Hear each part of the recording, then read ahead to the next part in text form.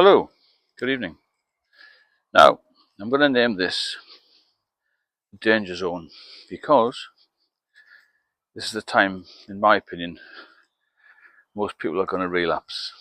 It's a nice warm evening, it's Friday, lots of people out and about, socialising.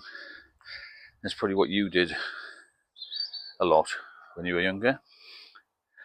Now, for me, this is probably the most dangerous time of the year for relapses. I won't do it now because I'm pretty sober, I'm totally sober, confident now.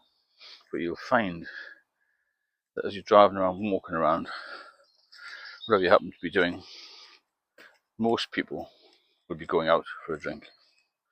You can join them, but you must have non-alcoholic drinks,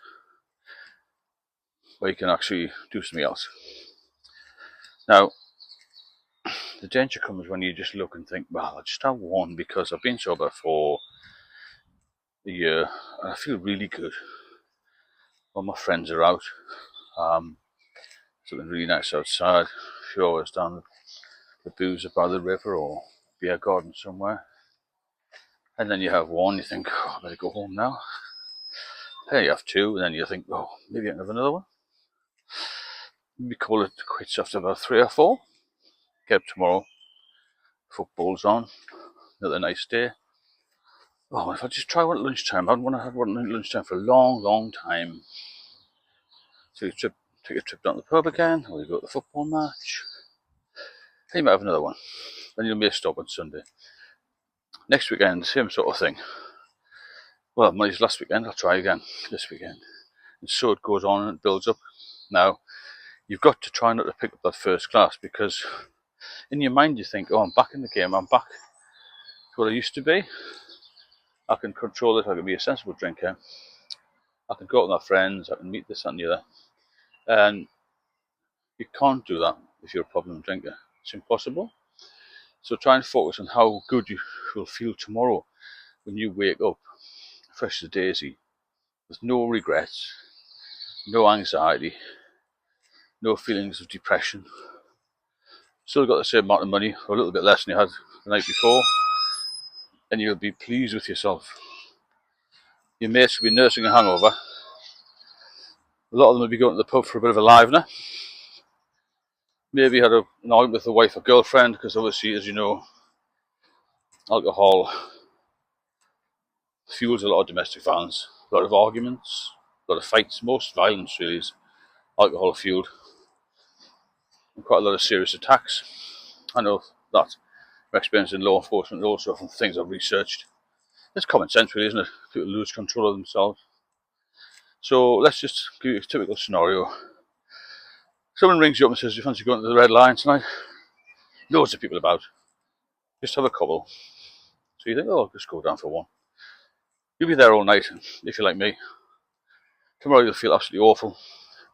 So you might even have a livener. And then you start again. That's worst case scenario.